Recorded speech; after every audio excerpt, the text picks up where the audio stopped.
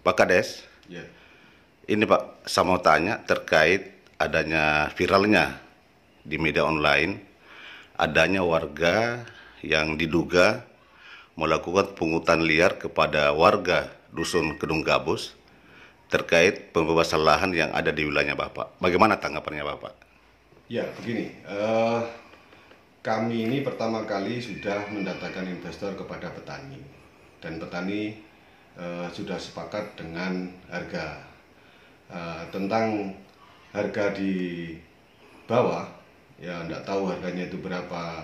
Terus Pak Mas Turyadi itu MOU sama petani itu harga berapa.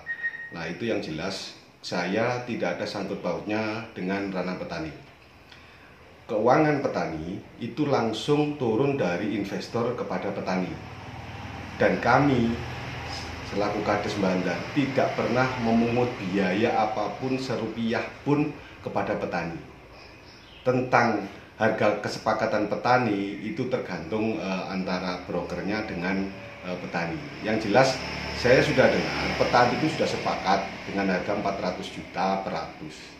Kalau sudah sepakat dengan 400 juta per ratus, ya sudah, petani sudah menerima haknya dan tidak dikurangi sepeser pun.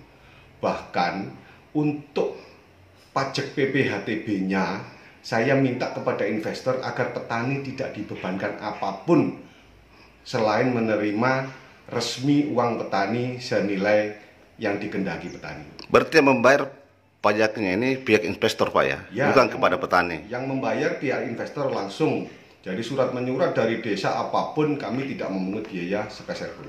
Berarti yang diberitakan ini yang mengatakan bahwa atas nama warga Mas Turhadi telah melakukan permintaan uang pungli kepada para petani dengan nominal antara 20 sampai 30 juta. Itu tidak benar Pak ya? Ya, saya katakan itu tidak benar. Karena apa? Karena petani itu sudah sepakat dengan harganya masing-masing. Apabila sudah diterima dengan harga masing-masing, ya sudah, berarti petani kan sudah resmi menerima harganya.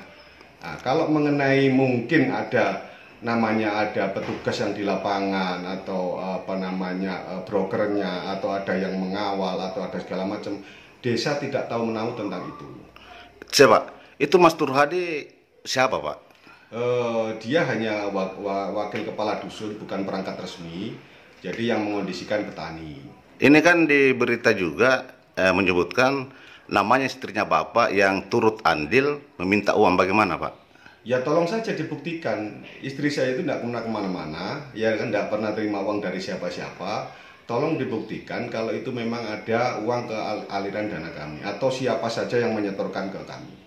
Bahkan saya ini sebelum pembebasan lahan petani ini, rumah ini sudah berdiri dan saya itu dari hasil jeripaya saya, kerja keras saya di luaran, karena basic saya kontraktor. Ya, itu saya sudah dengar dari dulu kalau Pak Jainal ini sebelum menjadi kepala desa kan dari partai juga Pak ya. Ya.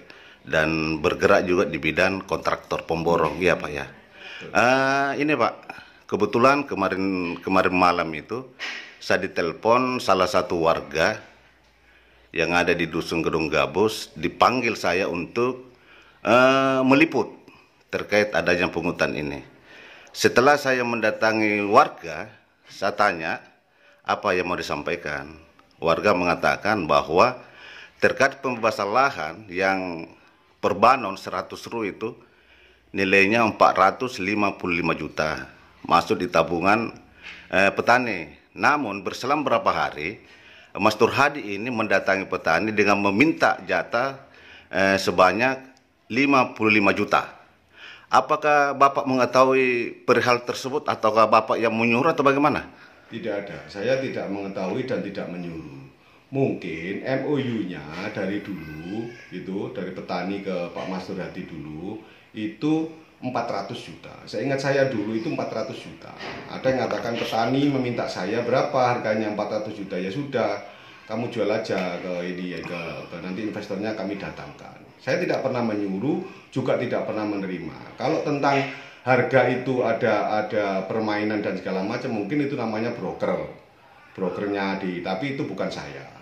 Ini kan ya, Ini kan warga mengatakan kalau pemotongan itu yang diterima langsung oleh Mas Tur Hadi bervariasi.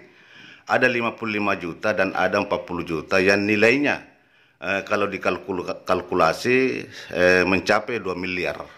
Jadi ini tidak benar Pak ya? Tidak benar. Jadi selain menjadi kepala desa di Bandar Kudu Mulyo ini, kegiatan apa lagi Pak sebelum selain kontraktor? Ya, saya ini basic saya kontraktor. Basic saya punya armada. Saya punya armada di Papua ini 3. Saya punya armada di wilayah sini 3. Saya punya mesin crusher di Nganjuk Ngope, itu boleh dicek ya, seharga 2,7 miliar itu ada di Nganjuk. Dan saya juga punya alat berat. Memang itu sebelum saya jadi kepala desa itu kegiatan saya. Jadi memang banyak usahanya Pak ya? Ya.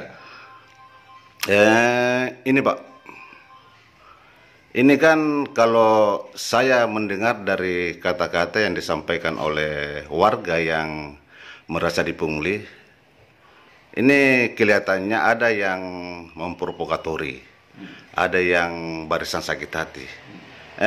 Barisan sakit hati ini siapa kira-kira Pak? Ya, saya tidak mau menuduh seseorang, artinya tolonglah jangan desa yang sudah aman tentram ini difitnah, saya didolimi ya kan, dengan kata-kata yang tidak benar. Kalau memang ada yang merasa saya dolimi, silakan laporkan saya ke pengadilan, laporkan saya ke pihak aparat hukum, tidak apa-apa, saya terima. Kalau memang saya berbuat maksimal kepada desa ini, terus saya didolimi, saya difitnah, silakan monggo. Tetapi ingat, nanti di ranah pembuktian, apabila kami tidak bersalah, saya akan tuntut balik orang-orang yang mendolimi dan memfitnah saya. Kalau boleh tahu Pak, siapa nama orangnya kira-kira? Ya mohon maaf, pada hari ini saya akan menduga-duga, cuma saya sudah tahu pasti siapa orang-orang yang memfitnah saya, siapa orang-orang yang mendolimi saya. Saya tidak mau bicara hari ini, nanti bicaranya di pengadilan atau di aparat penegak hukum aja. Ini kan tanah petani itu kan kalau dihitung-hitung nilainya kan 100 ro. Itu pasarannya kan kalau di desa lain itu senilai 1 juta 1 ro. Jadi kalau 100 ro itu berarti nilainya 100 juta. Yeah. Ini kan pembeliannya mencapai sampai 400 juta lebih Pak ya. Yeah. Bukannya petani merasa bersyukur atau bagaimana Pak itu? Ya, makanya saya begini. Saya selama menjabat, mulai dari menjabat, visi misi saya adalah 1, percepatan surat menyurat, ya. 2, akuntabel di dalam pemerintahan. Ketika saya tidak pernah memangkas atau meminta sepeser pun uang untuk urusan surat menyurat, baik itu surat menyurat biasa maupun jual beli. Nah, yang terakhir, saya akan datangkan investor untuk meningkatkan ekonomi kesejahteraan masyarakat saya. Nah, historisnya begini. Dulu, tanah di wilayah Etani Kaliapur itu, atau Kedung Asem dan Kedung Gabus itu adalah tanah yang berpasir. Nah, karena saya melihat itu tidak ada ranahnya tingkat ekonomi di layanan pertanian, makanya saya meminta kepada rekan-rekan fraksi, rekan-rekan dinas untuk mengecek ulang tanah saya yang tidak berfungsi. Nah, dari situ saya memohon agar dijadikan untuk zona industri. Nah, setelah masuk ke ranah zona industri, barulah saya mendatangkan investor untuk melihat-lihat. Karena investor tertarik, makanya petani saya kumpulkan. Saya kumpulkan, sepakat dengan harga berapa, dijual dengan harga berapa, itu variatif. Iya. Ada yang di depan itu, wes pokoknya saya minta 450 juta Pak. Saya sepakati dengan angka 450 juta itu kita jual ya ada yang lebih, ada yang kurang kan gitu kan. Tetapi langsung untuk pembelian dan penjualan itu langsung lewat notaris dan pembayaran langsung ke rekening petani masing-masing. Kalau dinilai dari segi ekonominya, petani sangat beruntung. Iya. Karena harga tanah yang awalnya 80 sampai 100 dijual dengan angka ada yang 400, ada yang 450 sesuai kondisi tanah, kan begitu. Nah, apabila sudah ini terjadi, maka pabrik itu terjadi, pabrik itu akan dibangun, berarti saya akan membuka lapangan kerja baru. Setelah membuka lapangan kerja baru akan meningkatkan siklus ekonomi karena perputaran uang yang ada di situ. Saya ini sudah berusaha maksimal untuk kepentingan petani, untuk kepentingan rakyat di masa mendatang. Kira-kira Pak, yang dibutuhkan pekerja setelah pabriknya berdiri kira-kira berapa ribu orang? Untuk 10 hektar itu, atau 10 atau 11 hektar itu, perkiraan kami, itu kami sudah ada omong-omongan sama investor, itu membutuhkan karyawan sekitar 6.000. Kalau di ring 6.000 itu bukan hanya desa Bandar, tetapi kecamatan Bandar saja sudah nggak mencukupi, kurang pekerjanya. Makanya dinilai itu mohon seluruh masyarakat yang melihat ini sadar, melihat yang ini paham dan segala macamnya, jangan termakan isu-isu dan fitnah-fitnah yang mendolimi saya. Saya tidak ada masalah apabila nanti di lini hukum atau APH saya dipersalahkan atau dimasalahkan, monggo. Karena bagi saya dunia jabatan itu hanya Tuhan yang tahu. Saya tidak mempermasalahkan siapa saja, cuma ingat, kalau tidak ada pembuktian, kalau tidak ada ini, jangan melakukan fitnah-fitnah kepada masyarakat kami yang sudah aman dan tentram. Jadi kalau menurut pendapatnya Bapak ini terkait pemberitaan dan yang diduga salah satu provokator itu semua fitnah ya? Ya. Tidak benar. Benar. Mungkin ada yang ingin disampaikan kepada warga yang lahannya dibeli sama perusahaan, Pak? Apa? Ya, saya harap kepada seluruh petani atau warga yang lahannya sudah dibeli sesuai dengan kesepakatan panjenengan dan uangnya juga sudah panjenengan terima, jangan termakan isu-isu atau provokator-provokator. Karena sampean sudah sepakat, saya tidak memaksa harus jual berapa, sampean sendiri yang menentukan harganya. Apabila sudah menerima sesuai harganya, ya sudah, nggak usah termakan isu atau provokasi-provokasi dari orang-orang yang memfitnah. Oke, berarti terkhusus kepada yang diduga melakukan provokator ke petani ini, dengan harapan janganlah memfitnah, karena kapan ini tidak terbukti, yang diduga provokatornya akan ditutup balik, Pak ya? Ya, betul. Termasuk yang menulis di media online, Pak ya? Ya. Akan dituntut balik. Ya. Mungkin masih ada yang ditambahkan atau yang disampaikan Bapak? Saya kira sudah cukup, cuman saya harap kembali lagi mohon berbenah hati pada orang-orang yang ingin mendolimi dan memfitnah saya, ya silakan. Saya tidak melarang Anda, tetapi ingat Tuhan Maha tahu kalau itu tidak terbukti dan tidak benar, nanti azab ilahi yang akan menghukum Anda.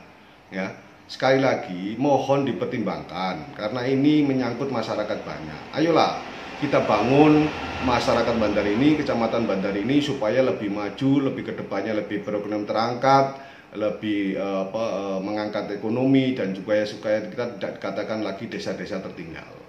Itu harapan saya. Sekali lagi saya mohon, tidak usahlah memperpanjang masalah ini. Tetapi kalau Anda masih memfitnah dan mendolimi saya, silakan saja laporan ke pihak aparat hukum.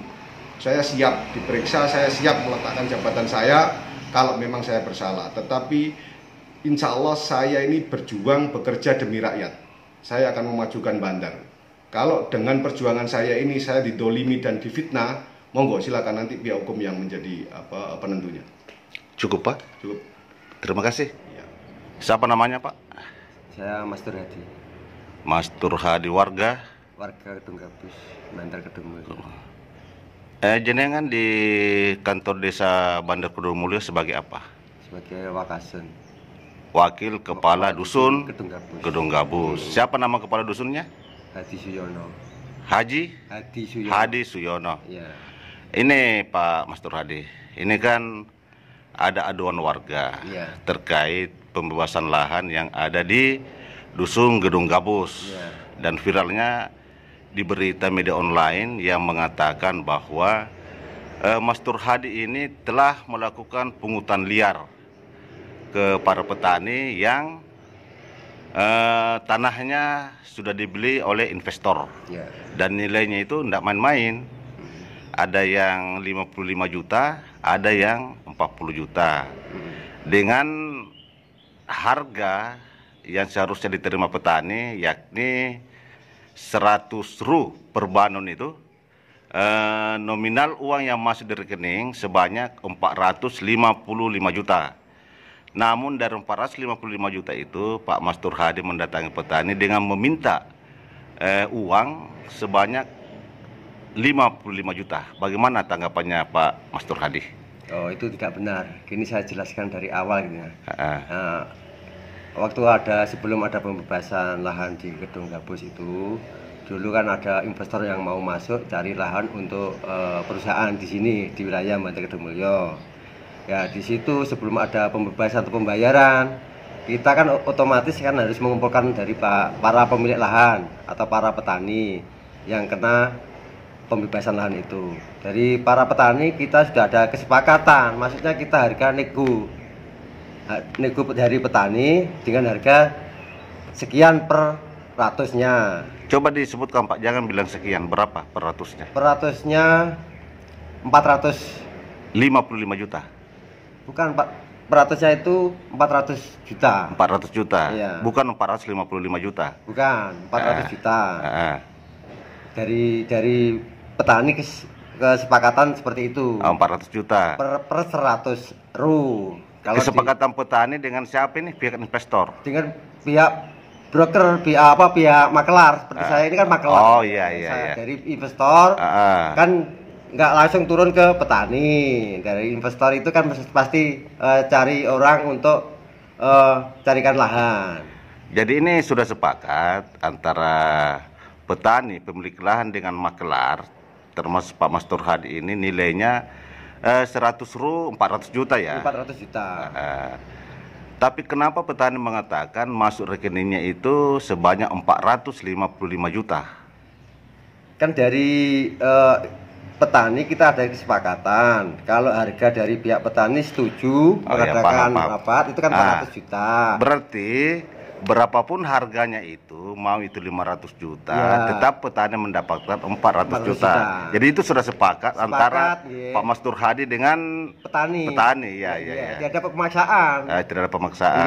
Jadi sudah setuju semua, sudah ada hitam di atas putih juga ada. Ada bukti-bukti? Ada, nanti saya tunjukkan. Tapi kenapa warga ini, petani ini kok mengadu ke saya ini?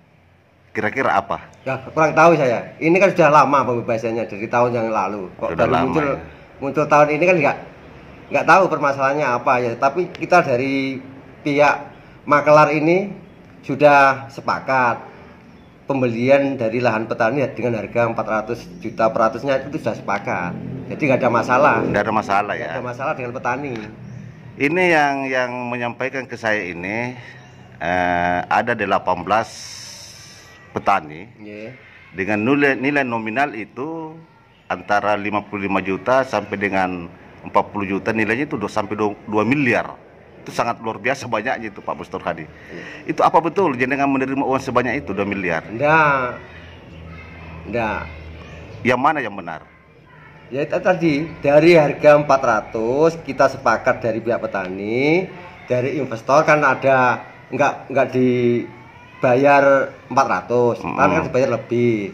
Kan lebihnya itu kan kita dari pihak makelar kan itu hasilnya itu. Dari pihak tim saya itu. Ada berapa warga ini petani nih yang dibeli lahannya? Lahannya totalnya berapa ya, saya lupa nanti. Berapa orang? 18 ya? 18 atau berapa? 18 ya? Iya. Berarti kalau dikalkulasi 18 dikali 55 juta itu berapa? 55 juta. Itu kan aduannya ke saya, ada yang 55 juta, ada 40 juta. Itu kan bisa dikalkulasi Pak. Yang paling kecil lah 40 juta dikali 18 orang itu berapa? Nggak ada 55 juta. Nggak ada ya? Nggak betul ya? Enggak. Kita ada juga petani yang nggak ngasih juga ada kok. Contohnya itu saya sebutkan namanya. Itu Pak Agus Zakaria juga. Nggak memberi. Nggak memberi sama sekali karena apa? Uang kan masuk dari investor langsung ke rekening petani. Jadi petani kan tahu semua. Jadi dari 18 orang ini yang memberi uang ke Pak Mas Turhadi berapa orang? Sekitar 14 atau berapa? 14 orang. Saya belum. Per orangnya nominalnya berapa? Kan tinggal luasnya itu. Luasnya kalau sesuai luasnya. Ya kalau 100 ru berapa setorannya ke Pak Mas Turhadi? Setornya saya kan lagi. Saya hitungnya dulu ya. Iya. Biar nggak salah saya nanti. 40. Berapa? 40 juta. Sekitar 40 juta satu orang. Iya. Itu dikali 14. Iya. Dikali 14. Berapa nominalnya itu? Banyak sekali. Enggak, maksudnya itu per banonnya per 100. Enggak. Pertanyaan saya, dari 14 orang itu ya ada yang 1 juta, ada yang 2 juta.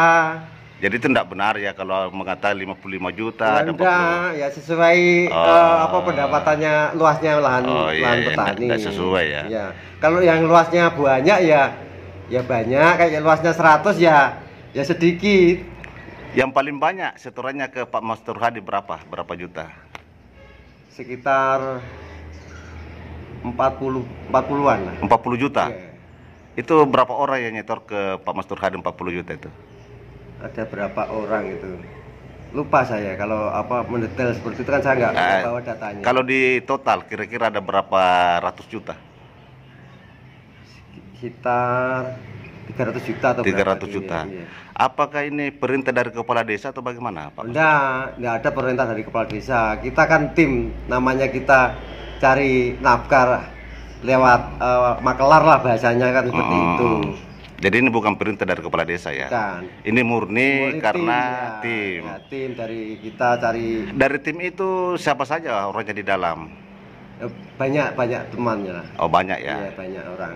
Tidak bisa disebutkan? Enggak bisa. Oh, enggak perlu ya? Enggak perlu lah. Yang pasti Pak Mas Turhadi ada di dalam. Iya, Ya. saya di dalamnya. Yang pasti percaloan ini, maklar ini Pak Kepala Desa tidak mengatur sama sekali ya? Tidak terlibat sama sekali. Terus tanggapannya Pak Mas Turhadi terkait viralnya di media online ini adanya dugaan pungutan liar yang mengatakan bahwa Pak Mas Turhadi telah melakukan pungli, yakni berkisaran 20 sampai 30 juta. Itu benar apa tidak? Salah. Keliru ya, hoax Keliru, ya, iya. fitnah ya. Iya, fitnah.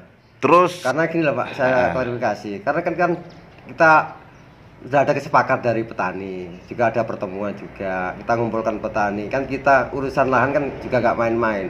Kan antara penjual dengan pembeli kan harus sepakat.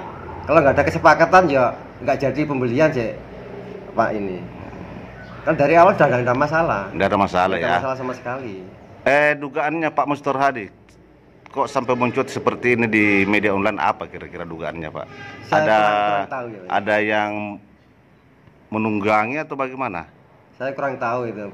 Kurang tahu ya. Kurang tahu permasalahannya apa, enggak kurang tahu. Yang saya tahu ya ini saya yang penting urusan saya jadi makelar ini. Menjadi makelar ini sampai terrealisasi pembayaran itu berapa tahun itu? Wah lama ini, 5 tahun ini. Oh, lebih, lama ya. iya, Jerih lama. payahnya memang 5 tahun. Iya. Baru memetik hasil kemarin ya. Iya. Jadi pembayarannya itu ke Pak Mas Turhadi melalui transferan atau terima tunai? Bukan bukan langsung ke saya. Kalau dari investor ke petani itu langsung lewat rekening petani. Dari petani itu ada yang cash, ada yang lewat rekening. Oh, ke rekeningnya Pak Mas Turhadi. Ya, oh gitu ya. Tapi rata-rata cash karena uangnya kan bisa kecil bisa diambil. Yeah. Terus seandainya ini kan mengatakan kalau Pak Mas Turhadi ini tidak benar ya. Iya. Itu namanya pungli, memang Pak Mas Turhadi minta, tapi itu kan sudah ada kesepakatan ya. Iya. Berarti otomatis tidak permasalahan ya. Iya. Cuman ini kan warga kok bisa mau menuntut, melapor ke pihak penegak hukum, bagaimana itu Pak? Ya pungli saya di mana tuh Pak? Saya kan saya kerja, saya kan swasta ya. Saya cari nafkah lewat makelaran. Iya. Berarti ini keberatan kalau dikatakan pungli ya? Iya.